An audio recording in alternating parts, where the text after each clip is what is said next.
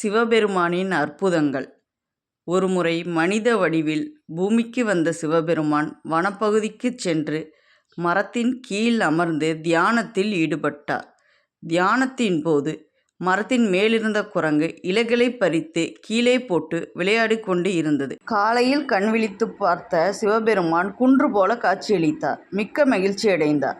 குரங்கு பறித்து போட்டது வில்வ இலை. மேலும் சிறப்பு, அன்று மகா சிவராத்திரி. நீ அடுத்த ஜென்மத்தில் சிறந்த மன்னனாக பிறந்து பல தொண்டுகள் புரிவாய் என வரமளித்தார். மகிழ்ச்சியடைந்த குரங்கு ஒரு வேண்டுதலும் கேட்டது.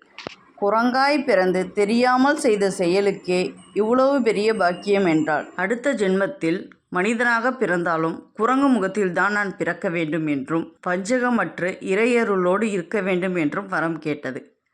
அப்படியே வரம் கொடுத்தார். வரத்தின்படியே முகுர்ந்த சக்கரவர்த்தியாக பிறந்து பல தொண்டுகளும் சாதனைகளும் புரிந்தார் என்று புராணங்கள் கூறப்படுகின்றன. இந்த வீடியோ உங்களுக்கு பிடிச்சிருந்தா லைக் பண்ணுங்கள், ஷேர் பண்ணுங்கள், கமெண்ட் பண்ணுங்கள். மறக்காமல் VTR ஷாலுவை சப்ஸ்கிரைப் பண்ணுங்கள்.